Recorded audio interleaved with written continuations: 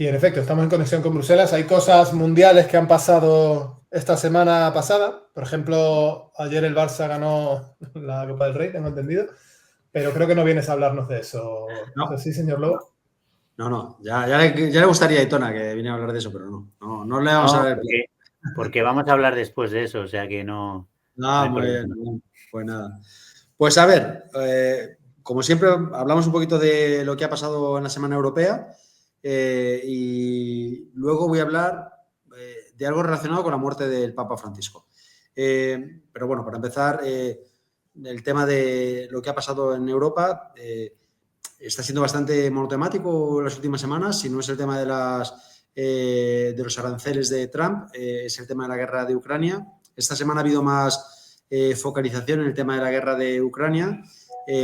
Ya empezamos a hablar hace 6 semanas del hecho de que tenía toda la pinta de que Trump iba a dejar de lado a la Unión Europea en el tema de las negociaciones y cada semana se confirma esta estrategia de dejar totalmente de lado a la Unión Europea, que luego será la responsable de mantener la paz y de reconstruir a Ucrania y de asumirla como un miembro de la Unión Europea.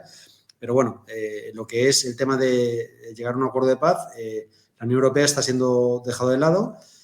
Los enviados de Trump han precocinado un acuerdo de paz con Rusia, porque aceptan que Crimea forme parte de la Federación Rusa, así como la zona del Donbass.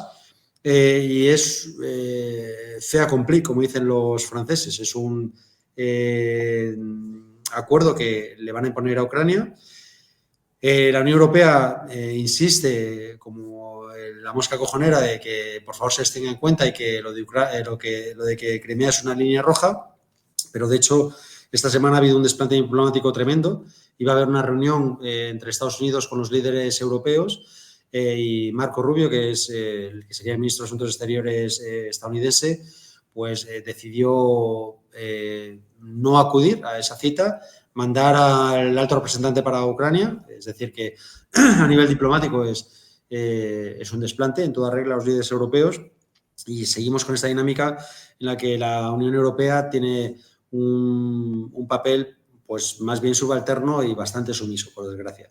Esto se junta un poco con la estrategia de Meloni de ir a Estados Unidos. Había cierto temor en la Unión Europea por si Estados Unidos le ofrecía un acuerdo preferencial en temas de aranceles, pero parece ser que las instrucciones eran claras y Meloni no entró al juego. Pero bueno, esta estrategia de Trump de no negociar, no llamar a von der Leyen como representante de la Unión Europea y irse acercando de forma bilateral a distintos países, pues es la típica técnica del divide y vencerás, que deja claro la posición, una vez más, de subalternidad y de sumisión de la Unión Europea y la poca fuerza a nivel de política exterior que tenemos y cómo dependemos de los estadounidenses y, bueno, más allá de una rabieta puntual de Macron, poco estamos haciendo. Entonces, bueno, es un poco lo que está pasando en el contexto de la guerra con Ucrania, pero hoy de lo que quería hablar, de las negociaciones, de lo que quería hablar era, aprovechando la muerte del Papa Francisco, pues hablar de la Iglesia Católica como institución y del Vaticano. Porque se ha alabado mucho la figura de Francisco, sobre todo en círculos progresistas, pero sí que creo interesante matizar un poco de qué estamos hablando, porque a veces se nos olvida que es una institución que tiene 2000 años y que tiene claroscuros, y me atrevo a decir bastantes más oscuros que claros. Y por eso quiero hablar de 4 o 5 puntos que a veces pasan bajo el radar y que conviene recordarlos en estos momentos en el que hay un nuevo cónclave programado para la semana que viene para elegir un nuevo líder de esta estructura milenaria que tiene muchos defectos. El primero de ellos es la estructura patriarcal. Le viene al pelo, de hecho, cuando su figura fundamentalmente es del Papa. Y es una estructura patriarcal en que tanto los sacerdotes como los obispos, los cardenales como el Papa mismo son todo varones, y la figura de la mujer ocupa una función subalterna, están excluidas de los liderazgos religiosos el Papa Francisco ha hecho alguna señal en favor de las mujeres.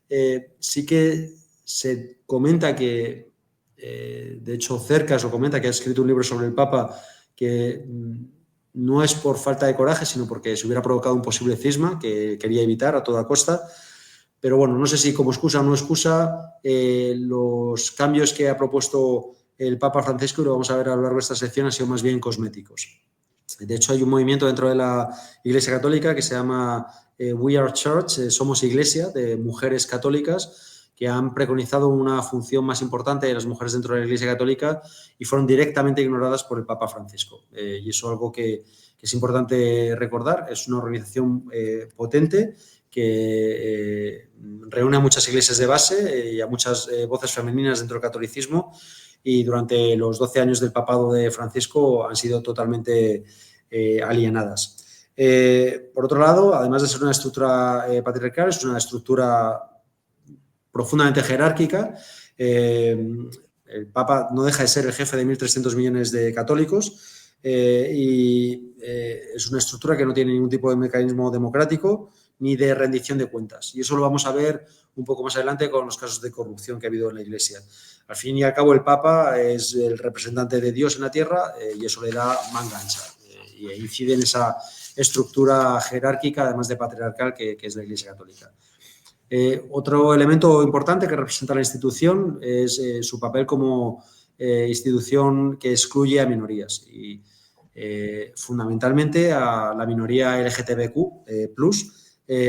Francisco, de nuevo, hizo algún cambio cosmético, como proponer las bendiciones de parejas del mismo sexo. Lo propuso en el 2023, pero de nuevo fue una medida cosmética porque la homosexualidad dentro del dogma de la Iglesia Católica sigue siendo considerada un pecado. Asimismo, hay otras minorías como indígenas o afrodescendientes que durante el proceso de la evangelización tras la colonización de América sufrió un borrado de sus culturas. Hubo un sínodo, de hecho, el sínodo amazónico del 2019, que propuso una mayor inclusión de estas minorías indígenas y afrodescendientes en la Iglesia y una vez más, cosa que no se habla mucho, el Papa ignoró completamente estas reclamaciones del sínodo amazónico. Por otro lado, hay temas interesantes, por ejemplo, el Vaticano como principal país representante del catolicismo y sus prácticas antisindicales. Recordar que en el Vaticano están prohibidos los sindicatos a cualquiera de sus trabajadores, no solo a los sacerdotes, sino también al personal laico, a los guardias suizos, por ejemplo, también les está prohibido sindicarse. En el 2014 salieron informes sobre las malas condiciones laborales que tenían el personal laico en el Vaticano, con salarios muy bajos y jornadas muy, muy extensas.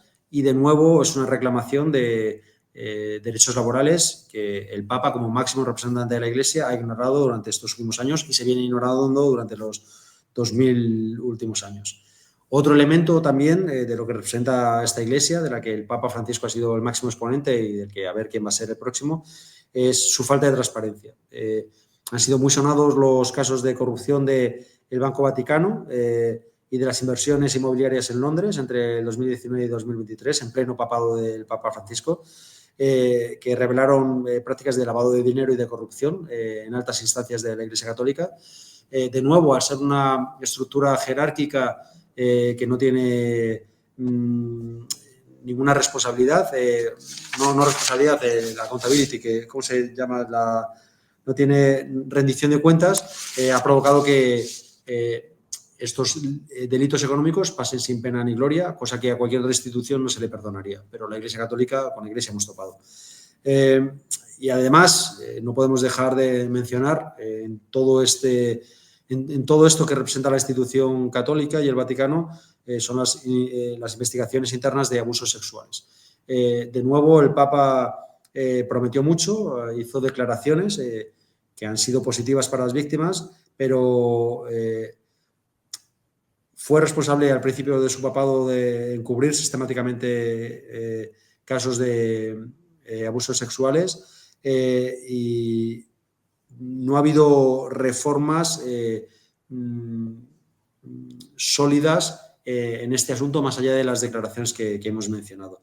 Y ya por último, nos gusta hablar mucho del Papa Francisco y su voto de pobreza al ser un jesuita, y muy bien, se habla mucho de su lápida, que es muy simple y muy sencilla, pero la Iglesia Católica como institución se acaba de gastar millones de euros, que ni siquiera se sabe cuánto por esta falta de transparencia y de rendición de cuentas. Se ha gastado millones de euros en la ceremonia del entierro de un papa pobre, se supone. Y millones de euros que deberían haber ido a otras causas.